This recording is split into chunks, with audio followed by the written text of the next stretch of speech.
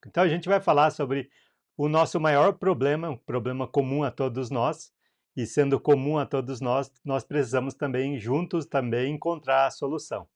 Esse é o maior problema da humanidade, mas qual é realmente o problema?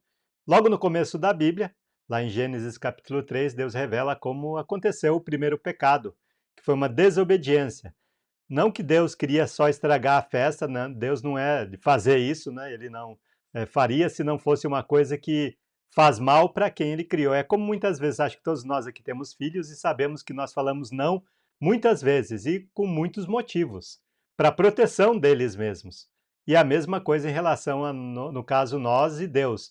Nós fazemos isso por proteção. Queremos proteger nossos filhos, assim como Deus também quer proteger seus filhos. Por isso, então, existem algumas proibições. Não é mera proibição, mas principalmente proteção.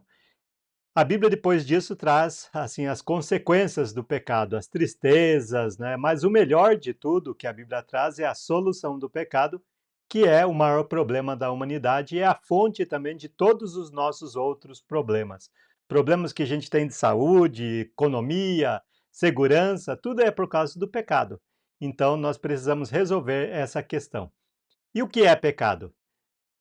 Jesus, até são palavras de Jesus aqui em Mateus capítulo 15, 19 ao 20, ele diz: Pois do coração do homem que vêm os maus pensamentos, homicídios, adultérios, imoralidade sexual, roubos, mentiras e insultos. São essas coisas que contaminam a pessoa. Apesar, assim, além de falar assim, sobre o que é pecado, que é coisas que contaminam a vida da gente, Jesus também apontou assim para os pecados. E ele até começa pelos maus pensamentos. Claro que a gente sabe que matar é pecado, porque eu também não quero morrer, então, homicídios, adultérios, imoralidade sexual, roubos, mentiras, até insultos, xingar as pessoas também é pecado. Um dia tudo isso vai voltar e Deus vai confrontar com o que nós fizemos e com o que nós falamos.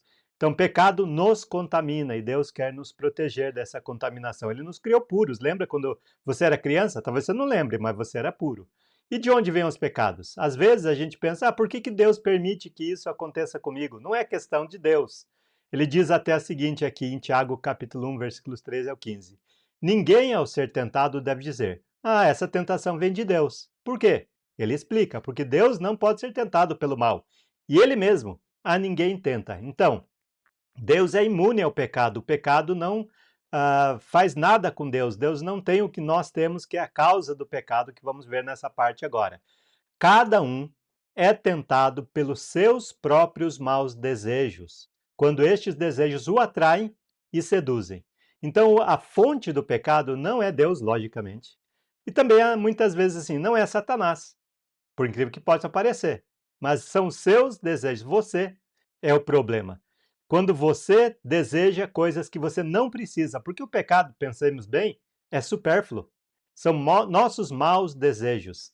Aí esses desejos fazem o que conosco? Nos atraem e nos seduzem. Quer dizer, baixam nossa guarda, baixam nossa defesa. E nós ficamos vulneráveis ao pecado.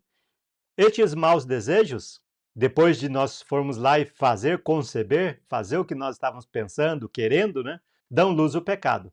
E quando o pecado nasce, também nasce a morte. Nós morremos espiritualmente quando nós pecamos e sabemos que todos nós somos pecadores. Então o pecado vem de dentro de nós, dos nossos próprios maus desejos. Então nós somos a fonte do pecado. A fonte do pecado são os nossos desejos, maus desejos, coisas que você não precisa delas.